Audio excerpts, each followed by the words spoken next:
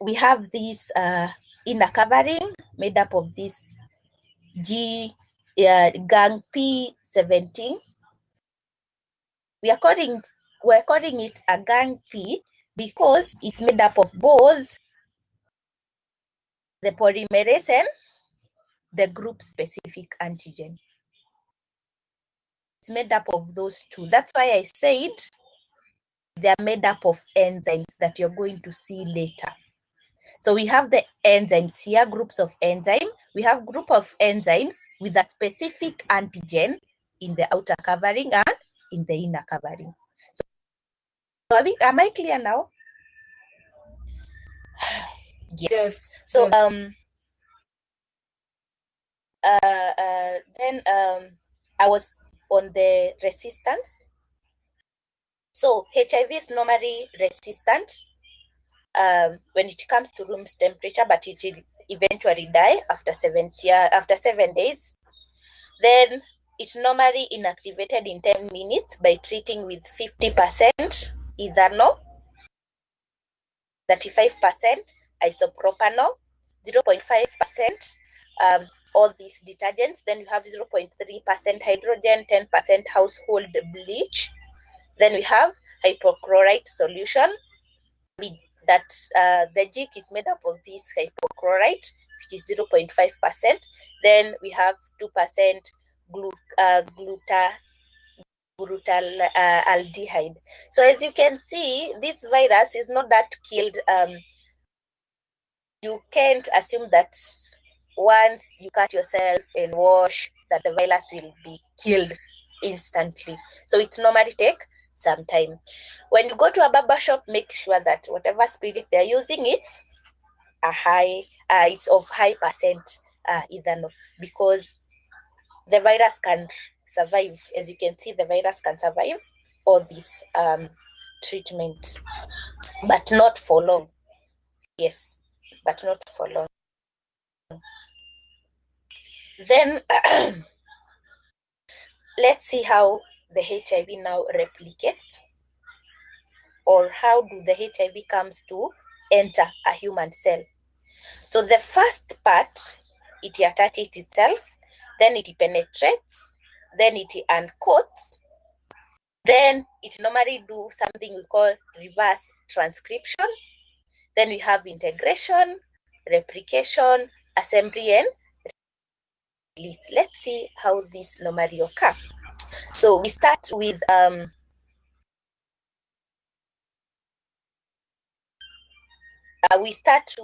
life cycle, and we start with attachment. So the virus normally binds to the surface molecule of CD4 of the helper T cells and macrophages. Remember these two. Then once it attaches itself on this, but it will attach itself using what? The GP160. Remember, GP160 is made up of GP120 and GP41. Yes, so these two will attach themselves to the CD4, which we said is kind of a receptor of the T helper cell. Then we have co-receptors required for HIV infection. We have mutants are resistant to infection. Then after it have attached itself on the surface of the T helper cell, through the CD4 cells, it normally fuses. So the viral envelope fuses with the cell membrane of the helper T cells, releasing its content into the cell. So let's see how this occurs. I think I have a diagram on the same. For once we have the diagram, you'll be able to understand what I'm saying here. So it's kind of loading. Pole. Let it load, please. Yes, we have the diagram here. So we have the GP120 and the GP41 coming and fusing with the CD4. The CD4 here. So the CD4, it's made up of the co-receptor I was talking about here. So the structure of the CD4, the co-receptor. So this co-receptor, together with this CR4 makes up the CD4 cell. So the CD4 cell attach fuses with or attach the GP120 of the virus normally attach itself to the CD4 cell. Then later these two will fuse, will come together, and after the fusion, I don't have that diagram. I think I had the diagram. Let me see whether I have the diagram. So as you can see here, we have the GP120 of the virus.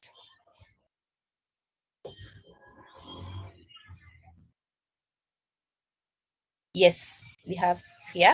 So it will bind, then it diffuses, and the virus will release its content inside the cell or inside the T helper cell. Now we are here. We were here. So as you can see, a human cell contains the DNA. Do you remember saying that? Then the virus here will only contain RNA. As you can see, these are two strands, but this is one strand here. So after fusion, the virus will release its content inside the human cell or the T helper cell. Then GP160 is composed of, I've said this, the GP41 portion is half embedded in the membrane envelope and interacts with the GP120 portion on the exterior side of the membrane. Each receptor is composed of 3 subunits of GP41 and 3 subunits of GP120. I think I've already said that. So the receptor of the HIV is GP160. The receptor of a human T helper cell is CD4 cell. So the two will interact with each other, that is bind on each other. And after binding, we have the fusion. Then after the fusion, that when the HIV particles will come or will be released to the human cell. So HIV particles enter the body in a fluid as it cannot survive without a support medium. Then the virus targets any cell expressing CD4, including T helper cell. We also have macrophages. We also have dendritic cells and monocytes. All these are white blood cells. So all these white blood cells normally contain what? The CD4 cells. So this CD4 cell will look like it normally attracts the virus. And once it attracts the virus, whatever cell that contains the CD4 cell will be attacked by the virus.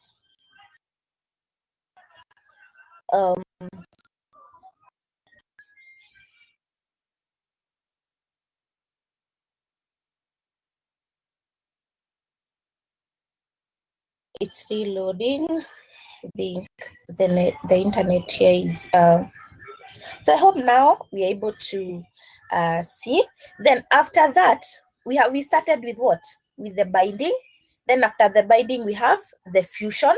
After the fusion, so during the fusion, that's when we have the virus releasing its content into the human cell. And remember, the cells that you have said that attract the virus are the cell that normally contain CD4 cells on top of them. So CD4 cells here act like it attracts the virus because it is a receptor.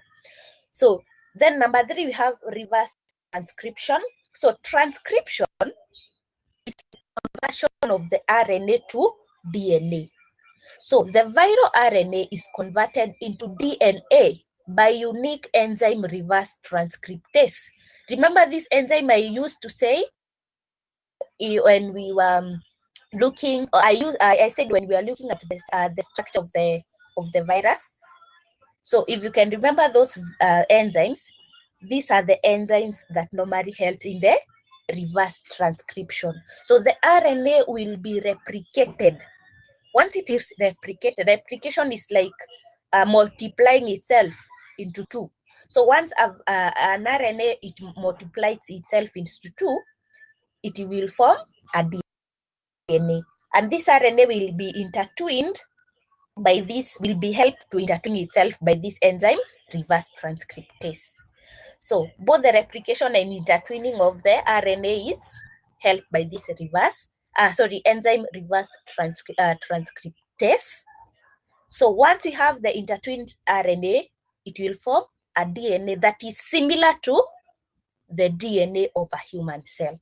Now we have a virus that looks like a human cell. Yes. So reverse transcriptase is the target of several HIV drugs, as you're going to see. That's why I said lazima, it's a matter that we understand how the virus looks like before we go to the ARVs.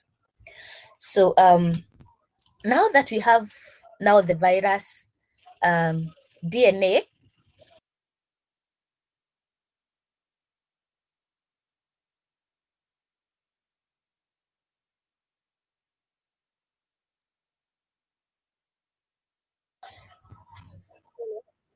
so now that we have the virus now inside the cell after the reverse transcription, so then the virus now starts to spread in the body.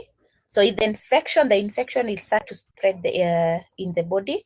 Now that we have the DNA of the virus being made, and remember now we have multiple DNAs being formed. So this multiple DNA will now start to spread. Already the cell have been converted to look like the virus.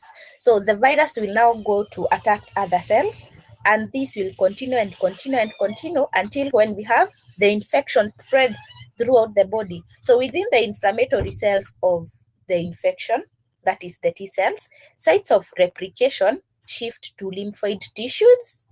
So now the cells will go and target tissues that normally manufactures the white blood cells. And these cells, and this tissue, these tissues includes lymph nodes, the spleen, the liver, and the bone marrow. So all these tissues that normally manufacture the white blood cell will now be a target of these viruses that are now multiplying inside the human body.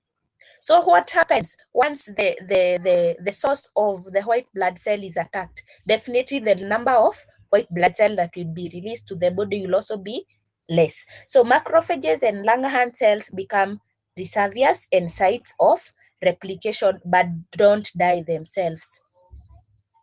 So all these, remember the macrophages I used to say in the first topic, or the second topic. So these macrophages will work like reservoirs of this virus, and replication of the virus will continue, but they will not die, meaning that they will continue to infect other normal cells.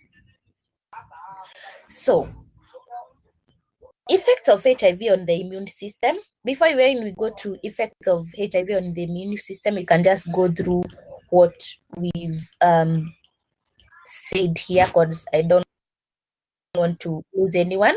So we have, Kari, please mute your mic. We have attachment through the help of the CD4 cells. Remember, the CD4 cells is made up of these two. Then you have fusion.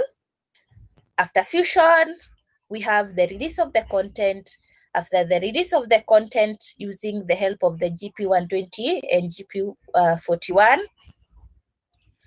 we have, and this is normally done on cells that normally contain CD4 cells on top of them. Then the third step, we have reverse transcription, where we have the virus RNA being replicated and intertwined by the help of enzyme reverse transcriptase to form the viral DNA. So once the viral DNA occurs, it will infect the cell. Now the cell will no longer perform its function. It will house the virus, and the virus will continue to replicate and go and attack other cells. And lastly, it will attack the site of manufacture of white blood cell. And all that will increase the infection inside the body. Yes. Now that we have the the virus now inside the body, what happens to the immune system? So the immune system will be affected in this way. So there will be destruction of CD4 T cell population. So will be destruction of both the CD4 cells and T helper cells. The immune also will not be able to be increased. It will be diminished now and then, because remember, the HIV is attacking the source of the white blood cells, and also it's attacking the surviving white blood cell. Then we have progression of HIV infection to AIDS. If you don't take ARVs at this time now, after the virus have really replicated and spread across all over your body, you'll definitely progress to AIDS, where your immune system will be deficient, will be very diminished, such that you're not able to overcome any opportunistic infection. Yeah, so I hope at that point we are on the same page. So both humoral and cell-mediated immune responses partially control the viral production, but in this process, they destroy the infected CD4 T cells, leading to a gradual decline of CD4 T cells. Carrie, please mute your phone, mute your mic. So if you can remember, we have two types of immunity. We have humoral immunity and cell-mediated immune responses or immunity. I said humoral immunity normally attacks pathogenic microorganism or harmful microorganism inside the cell, while the cell-mediated immune response or immunity normally attacks the pathogenic or harmful microorganism outside the cell. So the two will work to fight the viral production. Definitely, some will be killed by the white blood cell, but not all. But the main concern here, the work of immunity is not only to destroy the harmful microorganism, but still it normally also destroys the damaged cell. If you remember, the red blood cell had a lifespan of 120 days. Once the 120 days zikiisha, it's the work of the immunity to destroy the white blood, the red blood cell. The same case here. Once a human cell is destroyed, the virus normally destroys the cell. Sorry, let me please.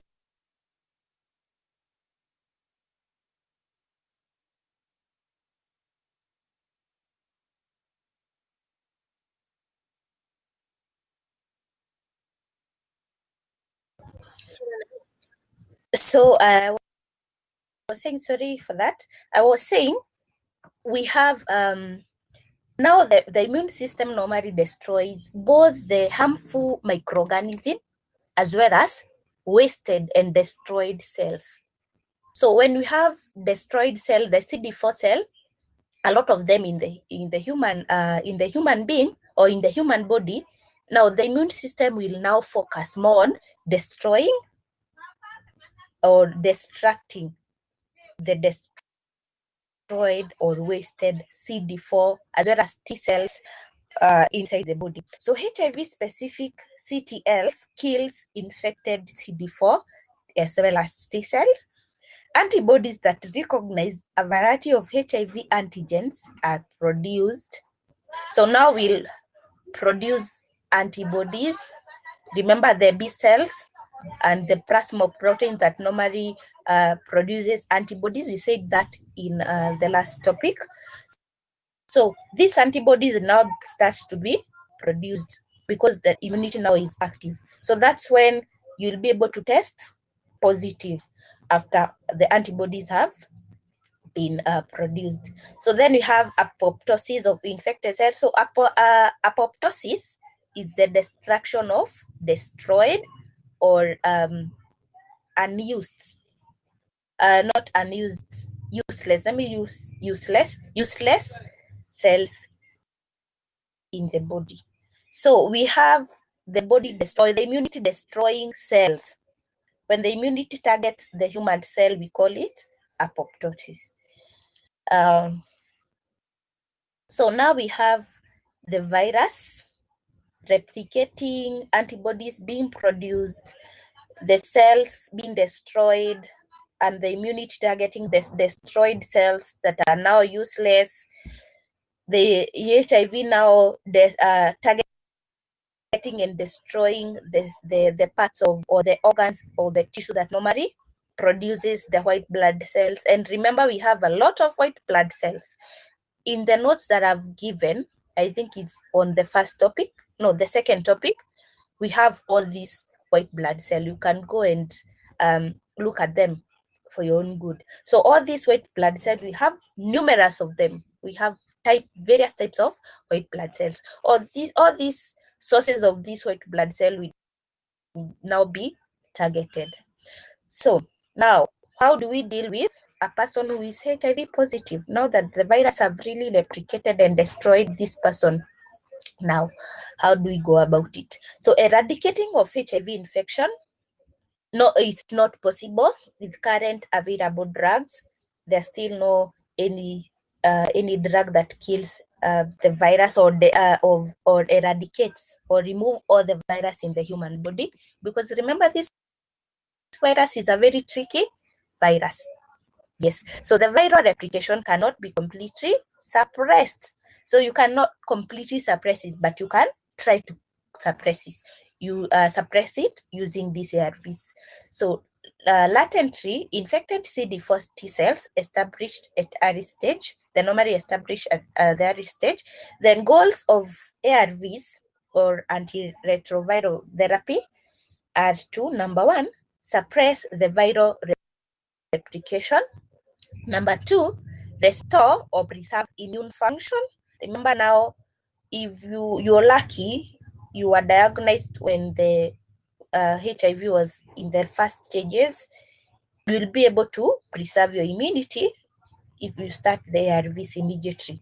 But if unfortunately you were diagnosed with the HIV at the late stages, you'll have to restore the immunity using the the ARV, sorry. Then another goal of ARVs is to improve the quality of life. Once you're sick with numerous diseases, your quality of life will be very poor. You'll be a very miserable person. People will also start to suspect you're having this virus. But once you have these ARVs, no one even will notice. Then you'll also be able to live a very good life. You live normally, you'll have your economic life on check, and many other things. Then another goal is reduce HIV associated morbidity and mortality. Morbidity is the rate of disease, mortality is the rate of death. So you're reducing infectious or opportunistic infection, as well as we are reducing the rate of death when we are using these ARVs. So those are the goals. We have suppression of the viral load or the virus replication. We have restoration and preservation of immunity. We have improvement of quality of life, and last we have reduced HIV-associated morbidity and mortality. Then we don't use one ARV. We normally use a combination of ARVs to treat HIV. And this is referred to as high active antiretroviral therapy, also known as HAT. It's high active antiretroviral therapy. It normally suppresses the level of plasma viremia for long periods. Plasma viremia is a strong prognostic factor in HIV infection. So all this HAT is used in order to target all the virus, in order to target the virus. And by targeting the virus, you'll be able to have much more benefits. So significant declines in AIDS-related morbidity and mortality are seen as a result of HAT. as nowadays people are living like normal people, they are dying even in, they're living even in 30 years with the HIV, depending on how they're using the ARVs and also how their lifestyle is, because you can't rely only on ARVs. We still have to check on other aspects of lifestyle as well as your diet for you to be able to live a healthy life when you have this HIV virus in you. So several strategies for development of effective antiviral drugs are still, so studies or research is still ongoing to look for better drugs. Nowadays we have is it sweetened ARVs for children? Like the drugs you normally use for cold, they're normally sweetened, they're normally added flavor. The same case here. Nowadays you have ARVs for children, which is normally added some flavor in order to maybe entice the kids to adhere to the virus. We also have the ARVs that normally helps to protect a person if, for example, a couple needs to conceive. There's some types of ARVs that they're normally given, normally known as PrEP, in order for them to be able to conceive without the positive partner infecting the negative partner. So we have very many researches that are still ongoing in order to improve the quality of this heart, in order also to improve the quality of life of these people living with the HIV and AIDS.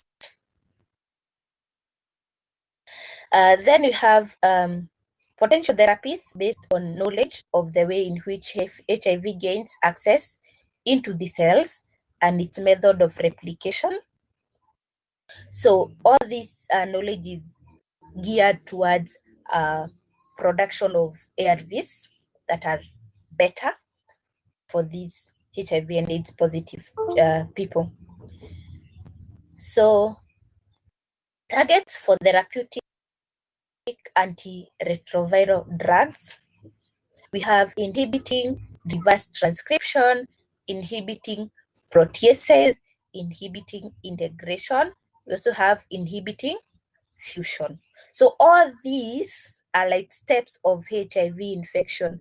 So we have binding, we have fusion, we have reverse transcription, all this. So these ARVs are geared to inhibiting all that process of HIV infection to the human cell, as you're going to see. So these are the targets of these ARVs drugs in a person living with the HIV.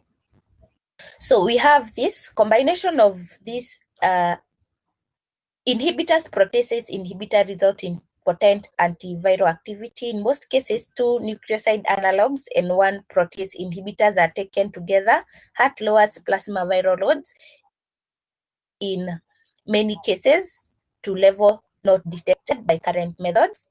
So this heart is made up of, I said it's made up of many ARVs being combined together to make it a high active therapy.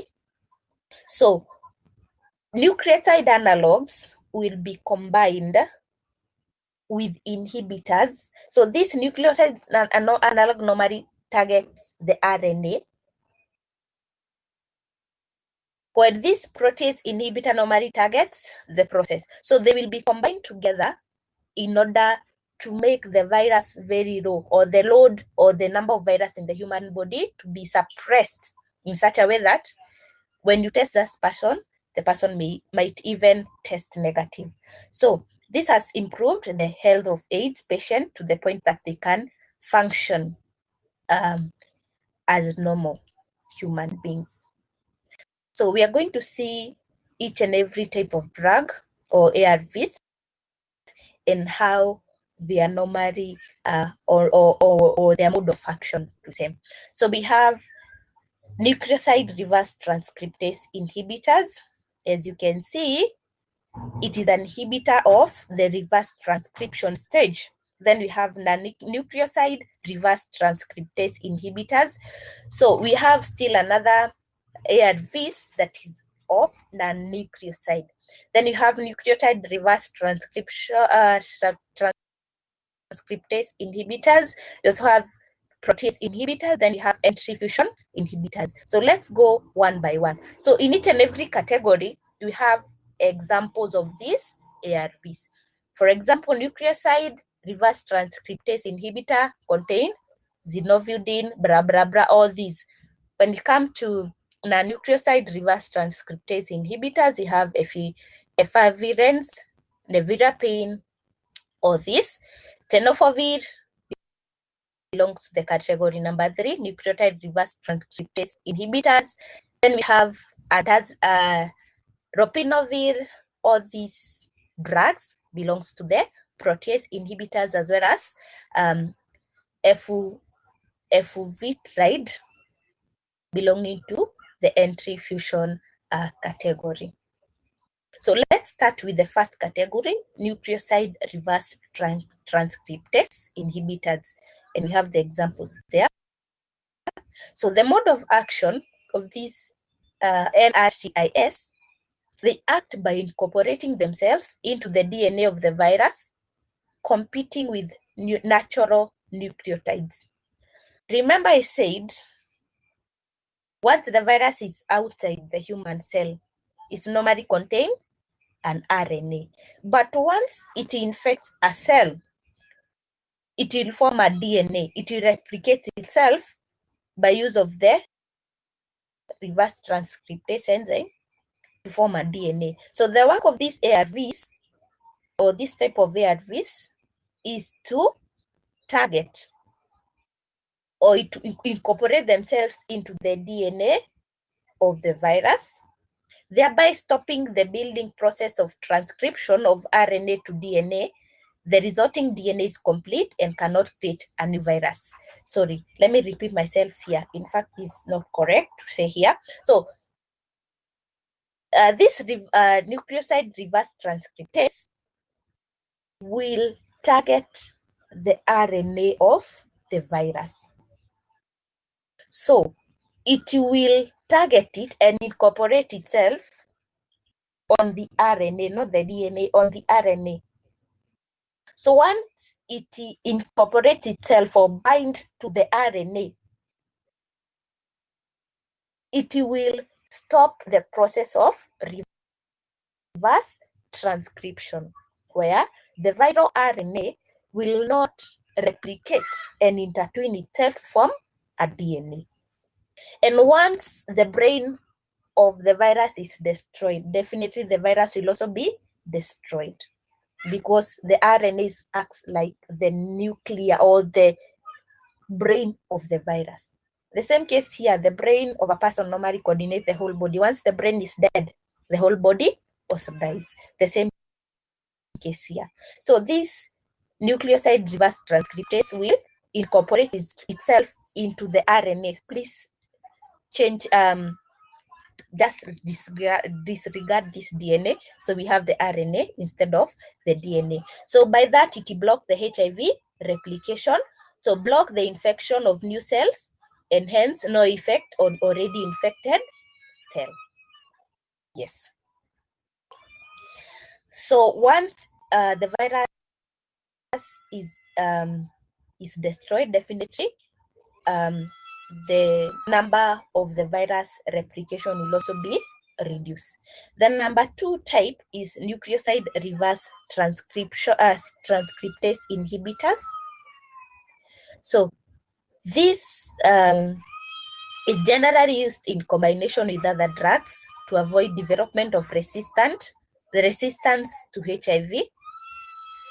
HART, which is high active antiretroviral therapy, is a synergistic combination of these NRTIs and proteases inhibitors. So let's look for another type of virus. We're done with nucleoside reverse transcriptase inhibitors. Now we are the second type of virus, non-nucleoside reverse transcriptase inhibitors. An example of this is efavirenz, nevirapine, and deraviridine. So the mode of action of these non-nucleoside reverse transcriptase inhibitors, they act by stopping HIV production by binding directly into reverse transcriptase and preventing the conversion of RNA DNA. So for the previous one, that is the nucleoside reverse transcriptase, it normally targets the RNA, preventing the RNA from replication. But as for this non-nucleoside reverse transcriptase inhibitor, it normally targets the enzymes that helps the RNA to convert itself to DNA. I hope you're following. So for this non-nucleoside reverse transcriptase, it will not work on the nucleic acid RNA. That's why we are saying it non-nucleoside, because it is not targeting the RNA. RNA is a type of a nucleoside. Remember that. DNA is a nucleotide. So non-nucleoside reverse transcriptase will target the enzyme that normally helps the RNA to change itself to DNA. Then the third one is nucleotide reverse transcriptase inhibitor. I want you to note these two things. We have nucleotide here, where the previous one we had nucleoside. We have a tide and a side. When a nucleic acid is only one strand, we call it nucleoside. When it is a double strand, we call it nucleotide. So for this one, for these two, for nucleoside reverse transcriptase inhibitor, it targets what? The RNA. That's why we are calling it a nucleoside reverse transcriptase, because it is targeting the RNA. Then for this one, because it is not targeting the RNA, but it is targeting the enzyme that normally helps the RNA to replicate itself, that's why we are calling it a non-nucleoside. Let's go to the nucleotide now. Nucleotide reverse transcriptase inhibitor. An example of it is tenofovir, TFV. So the mode of action of this type of virus, it first gets hydrolyzed in the liver, then gets proliferated to an active tenofovir diphosphate. This competitively inhibits HIV reverse transcriptase enzyme and causes termination of the chain elongation after getting incorporated into viral DNA. So this nucleotide will target the DNA of this HIV that is now newly formed. Remember that. That's why I'm saying it's a nucleotide reverse transcriptase. Hiyo ingine ilikuwa ina target the RNA, but for this one it's targeting the DNA that have been newly formed after the virus have already targeted a T cell or any other cell that contains the CD4 cell. Then the fourth one, we have protease inhibitors. For protease inhibitors, we have these examples of protease inhibitors. The mode of action of these protease inhibitors, HIV protease is a viral enzyme responsible for the cleavage of polyprotein into structural proteins and certain enzymes that are required for the final assembly of the new infectious virions. So the protease inhibitors act by binding the viral protease, in this way preventing the correct cleavage of viral proteins that they prevent HIV from being successfully assembled and released from the infected cell. So we said once the HIV virus contents get inside the virus, inside the human cell. So the virus or the DNA of the cell will be changed into a viral DNA. And the cell now acts as a virus. So the cell will now later like rupture, and the virus or the newly formed DNA of the virus will now uncoil. We now uncoil, and this protease enzyme will now help to collect the contacts together and form new virus. I hope you're following. So the virus have entered the human cell. The human cell DNA, or the virus now, the DNA of the virus is changed in a certain way that it look similar to that of the human cell. Now the human cell will be changed in such a way that it is like it is housing the virus. So the virus will replicate and replicate inside the human cell. Then the human cell ultimately will release the virus outside so that the virus can go to and target other cells. So the release of that virus will not be a complete virus up until when this protease enzyme reassemble the virus. Now we have many viruses inside the human cell being reassembled by this protease enzyme. So the work of these ARVs is to target the protease enzyme such that these contents of the virus that will be assembled by these proteases will not happen. The assembly will not happen. So the virus will not go and target the other cell. So this protease will work like in the last step. So the first HIV virus, the first ARVs we talked of, the nucleoside reverse transcriptase, which normally targets the RNA of the virus. Then we went to the nucleoside reverse transcriptase that normally targets the enzyme that helps the RNA to change it to DNA. Then we have the nucleotide that normally targets the already formed DNA of the virus. Hence, the continuation of infection will not occur. Then lastly, we have protease inhibitors that normally targets, now that the cell have been affected or infected, and it have acted as a house of manufacturing of this virus, the protease enzyme will destroy, or this protease inhibitor, will destroy the protease enzyme, or will inhibit the enzyme from helping the virus to be reassembled, or to helping the structures of the virus to be reassembled. Let me use a human body. A human body is made of the head, the neck, the body, the trunk, the legs, the hands. So a human body can't act as a human body up until when you have all those combined together. So if you are detached, all your body parts have been detached, and whatever that is helping you to be assembled together in order for you to become a normal human being again is destroyed, definitely will be destroyed, and the viral replication to other cells will also be destroyed.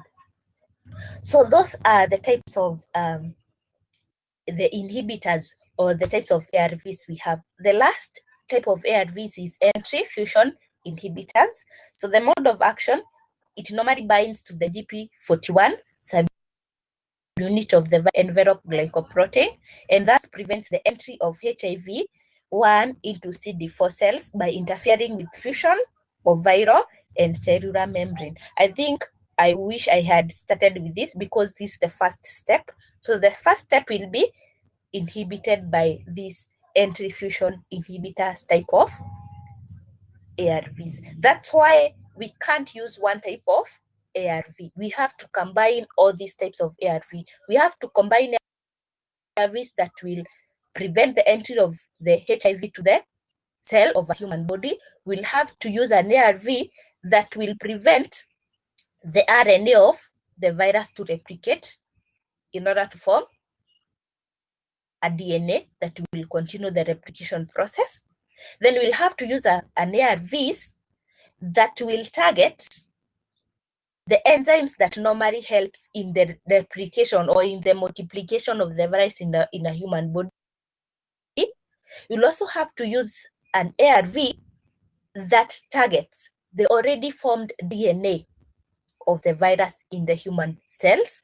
We also have to use an ARV that targets the conversion or reassembling of the virus contents or the virus structure to form new viruses and numerous viruses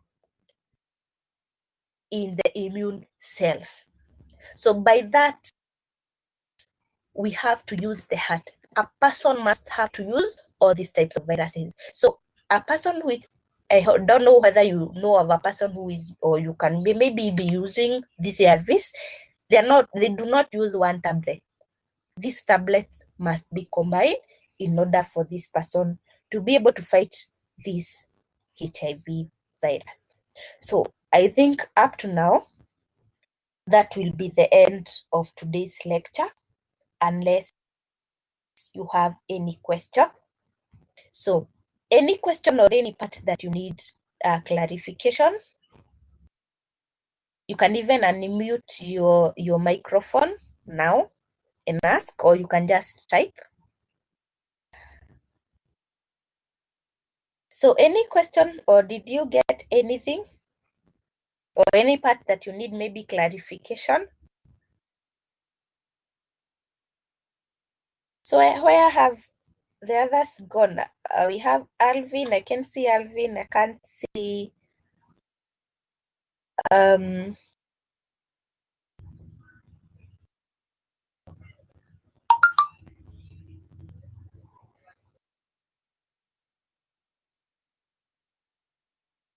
so any part that you need clarification?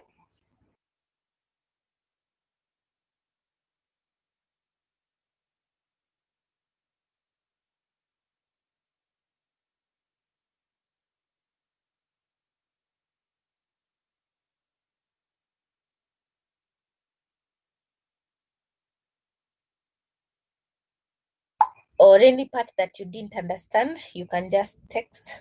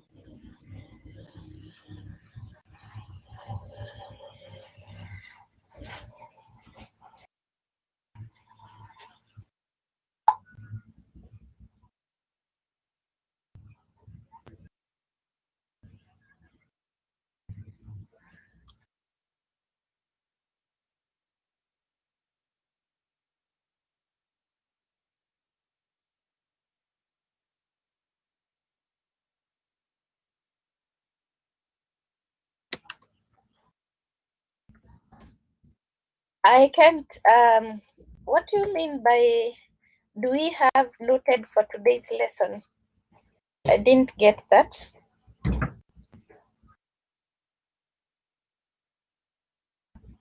Oh, the terminologies. Definitely we'll have to use them, but maybe you can ask maybe one terminology that you didn't understand. So this is like the ARVs have very weird names, and unfortunately we have a lot of them. Yes, we have notes. We have notes. I have posted the notes.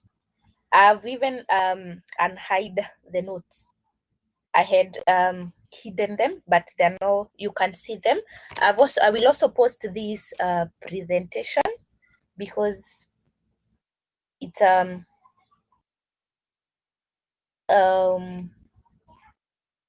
what should I say like a short form of the notes, but I've also posted the notes, but I will still post this presentation for you to see. So did you talk to Ngao? Or you comfortable in this class? But either way, HIV is similar, whether it come to diploma or certificates. So maybe you can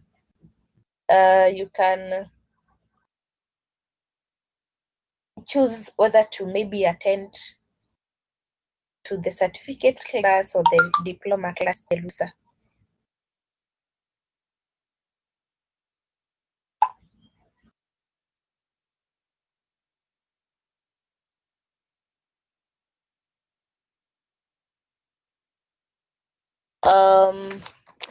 So you don't have Gao's number?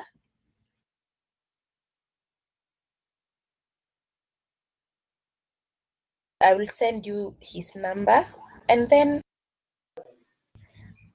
I kind of flashed my phone. So please just text me anything. I'll text you the phone number. Sorry, Number so Yangao. we have two classes for HIV. The one you're saying for Ngao and this one. Are you a certificate student? I am a certificate. You are a certificate student. Oh, sorry. Yes. I'm sorry. I'm confusing or Oh, there was another I've taken you one to for be yeah for diploma. no. Sorry. So you can Okay. still you can still yes, you are a CJMS or a CDS student? Journalism and media studies. Oh, it's okay, it's okay. Okay, I'm okay, yeah? Oh, you okay? Yes. So do you have any question or any part you didn't understand? No, I have. I'll go through the terminologies that look hard for me to be able to understand them well. Otherwise, the overall thing, I'm okay. I've understood everything. Okay. It's okay. Yes. In case of any So query, I'll send you a you message. just okay, it's okay. Yes. So all the best and keep safe. Let's You meet too. next week. Okay, have a good day. You too.